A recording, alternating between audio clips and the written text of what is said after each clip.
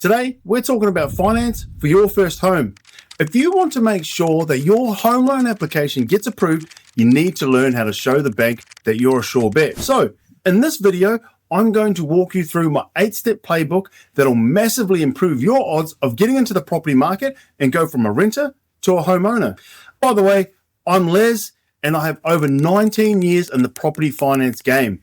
I've helped thousands of clients obtain finance and buy their first home. And honestly, I think about this stuff all day long. So let's dive in. This first part, it's everything. I'm not kidding. The work that you do right here before you even think about scrolling through property listings on realestate.com.au will basically decide how stressful and how expensive the whole journey is going to be. The first thing everyone obsesses about is the deposit. And, fair enough. You hear all these numbers getting thrown around, 10% or the gold standard 20%. So let's make it real. On an $800,000 property on the Gold Coast, a 10% deposit is $80,000, right? So you have to save 80 grand and you're good to go. Well, not quite. And look, this is the single biggest and most painful trap first home buyers make. The hard truth is, for that same $800,000 property, the actual cash you need stashed away is closer to $135,000. That's a staggering $55,000 more than just the deposit. So where the bloody hell does all that extra money come from? It comes from a stack of government charges and fees you just can't escape. Things like stamp duty, legal costs, and a whole heap of bank and government charges. But the real giant hiding in this list is lender's mortgage insurance, or LMI for short. Basically, if you've got less than a 20% deposit, the bank sees you as a bigger risk. So they make you pay for an insurance policy to cover their backsides if you can't pay the loan. It's an insurance not for you, it's for the bank. On that $800,000 place with a 10% deposit, the LMI could be as massive as $26,000. And to add insult to injury, here on the Sunshine State, they charge you stamp duty on your insurance premium. It's literally a tax on a tax. What a stitch up, right? So knowing your total costs to buy is the most important bit of prep that you can do. You've got to budget for at least 3 to 5% of the purchase price on top of your deposit for these costs. Knowing this from day one saves you from a devastating shock down the track. Okay, so the costs are high. I get it. The good news is the government has thrown a few lifelines out there to help. But this is where people get confused because there are a bunch of different schemes and they don't all work together. For most first home buyers here on the Gold Coast, it literally comes down to a choice between two main strategies. You're going to have strategy number one, and honestly, the best one for most people is to ditch the lender's mortgage insurance. This uses a federal program called the Home Guarantee Scheme, or HGS for short. Now, this scheme doesn't give you any cash. Instead, it does something much more powerful. The government basically guarantees your loan, which allows you to buy a property with as little as a 5% deposit and completely avoid paying that massive LMI bill we just talked about. That's a direct savings of tens of thousands of dollars. And the best part, you can use it for new and established homes, which opens up the entire Gold Coast market for you to choose from. Now, the current price cap for the Gold Coast is $700,000, which I know is tight for a house around here. But the government has announced that the cap is set to increase, likely up to $1 million from early 2026, but we're still waiting for confirmation on this. Strategy number two is to chase the cash. This uses the Queensland First Homeowners Grant. This one does give you cash, a big lump sum of $30,000, but, and this is a massive catch, it's only for buying or building a brand new home under $750,000. It doesn't work for established homes at all. So you've got to make a choice. Do you chase the $30,000 cash grant but get stuck looking at only a smaller number of brand new builds? Or do you forget the cash, use the federal scheme to ditch that huge LMI fee and have the freedom of choosing any property on the Gold Coast, within that price cap, of course? For most of my clients, having more choice and avoiding LMI is a much smarter long-term move. Now, you might be thinking, but Les, what about using Super or the new Boost to Buy shared equity scheme I've heard about? And you're right to ask. Those are powerful, but much more complex tools, and honestly, they deserve their own deep dive videos to make sure you understand the serious risks involved. I've already done a full breakdown of the Boost to Buy scheme, which is a real game changer, but comes with a massive catch, and I'll link that in the video at the end for you guys. But for now, Knowing these two main paths, ditching LMI or chasing the cash, will give you the clarity you need to move on to the most important step of all. Now you have to actually convince the bank to lend you the money, right? And that journey starts with getting a pre-approval. In a fast market like on the Gold Coast, a pre-approval is a non-negotiable. It's basically the bank saying, yep, you're good to go with your finances and we'll lend you this amount of money. It's the one thing that turns you from a tire kicker into a serious buyer that an agent will actually listen to. To get it, you need to have your ducks in a row. You'll need all your key documents like pay slips and bank statements to prove your savings, plus details of any existing debts like credit cards or car loans. My advice, pay down your credit cards. Seriously. And don't take out any new loans for a while. And try to stay in the same job for at least 6 months before you apply. Even changing jobs for more money can make lenders a little bit nervous, especially if you're going from one industry to another. But I have to give you a massive warning here. A pre-approval is not a golden ticket. It's not 100% guaranteed. I've seen it so many times. A buyer gets pre-approved, they sign a contract on their dream home, and then the loan gets knocked back at the last minute. It can happen because the bank's own valuation of the property comes in too low. It can happen because you want to get a new loan for a jet ski, changing your financial situation. Or it can happen just because the bank changed its own internal rules. It sucks. Think of pre-approval as your ticket to the game, but you've still got to play smart to win. Now, to get a pre-approval sorted, you need to either go to your bank or you can speak to a mortgage broker like me. Okay, the hard prep work is done. Your money's sorted, you've got a budget, and you're pre-approved. So what to do next? Well, now comes the fun part, I think. The hunt. The Goldie market is one of the craziest in Australia.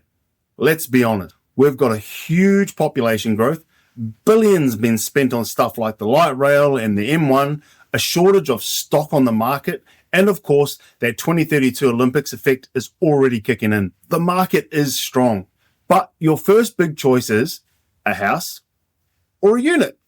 The price difference is huge.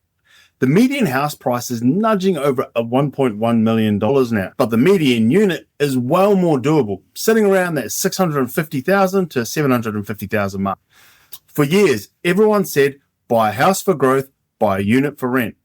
Well, that's just not true anymore here on the Goldie. Not even close. While houses have done well, the apartment market has been on fire. In the last year alone, Gold Coast units values jumped up by a massive 15%. And in some suburbs, that was even more than houses. What this means is you don't have to see a unit as just a stepping stone anymore. A good apartment can give you the best of both worlds, solid rent coming in and potential for great growth.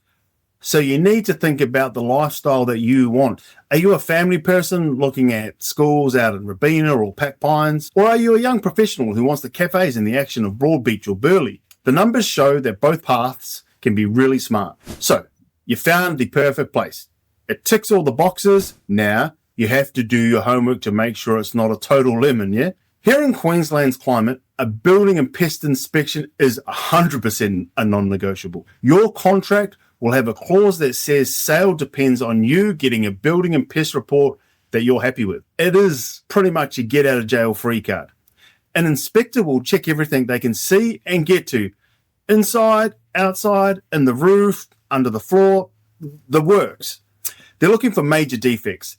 That's the serious stuff like the leaky roof or big cracks in the foundation. And also minor things, which is more general wear and tear and, things like dripping taps in there. And on the pest side, they're looking for termites, both past and present. Once you get that report, basically got 3 choices and you've got to decide by 5 p.m. on the due date. 1, you're happy with it and you tell your solicitor to go ahead. No worries. All good. 2, the report is a horror show and you can terminate the contract. But you have to be reasonable. You can't just use a few small issues as an excuse to pull out because you got cold feet. That can land you in hot water legally. And 3, you negotiate. This is super common. You use the report to go back to the seller and say, hey, this needs fixing. Either you fix it or you can knock down the price so I can. Think of the report as your negotiating ammo. It tells you if you should run away from a disaster or you can get yourself into a much better deal. You found it, you've checked it out, you're ready to go for it. This is the final high stakes part of the whole thing. On the Gold Coast, you're usually buying one of 2 ways, at an auction, or at a private treaty. And you need a total different game plan for each one. Let's talk about auction first. An auction is unconditional. The second that hammer falls, it's yours.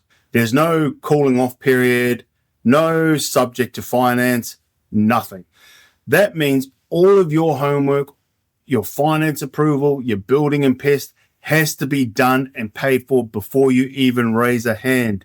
At an auction, the risk is all on you. A private treaty is a little more common and safer for you as a buyer. The property has a price, you put in a written offer, and your offer must have those important clauses for finance and building and pest inspections.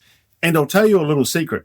The best offer isn't always the highest one. This is where you can play it smart. A seller, especially someone who lives in the home, often just wants a smooth and certain sale. An offer from a buyer who's obviously organized with their pre-approval locked in, who offers a slightly bigger deposit to show that they're serious, and who also asks the agent what settlement date the seller wants and matches it along with the shorter finance clause, because remember, you got pre-approved.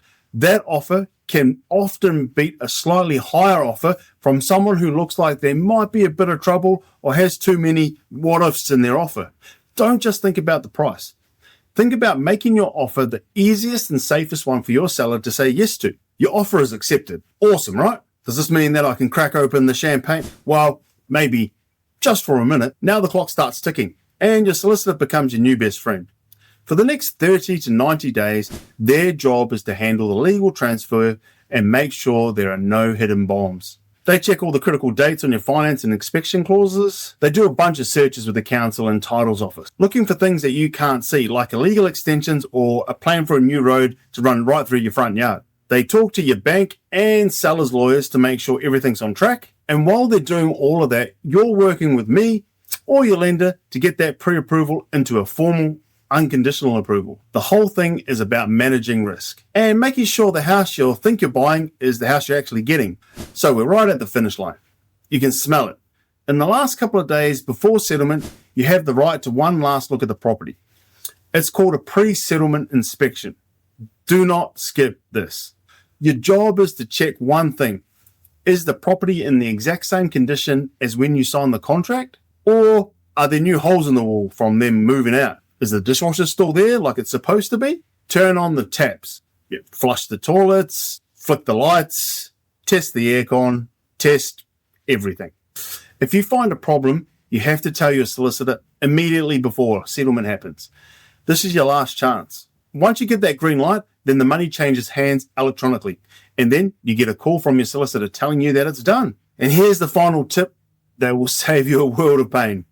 Do not book the moving truck until you get that confirmation call. Delays happen all the time. Once you get that call, congratulations. You're a homeowner. And that's it. My whole playbook from start to finish. We've gone deep on the true cost of buying. We've untangled the government schemes. We've talked about pre-approval, the market, making an offer, all the way to that incredible moment you get the keys. It is complicated and the details really matter. And we've only scratched the surface. Each of those 8 steps has its own set of insider tips and strategies, which I'll be breaking down in future deep dive videos right here on my channel. Mistakes in this process aren't small. They're expensive and they're stressful. If you're serious about buying your first place here on the Goldie and you want a real strategy from someone who's actually in your corner, there's a link in the description below. You can click it, book a free chat with me. No obligations, no pressure. Let's just have a yarn, build your plan, and get you a home. Now, go make some good choices.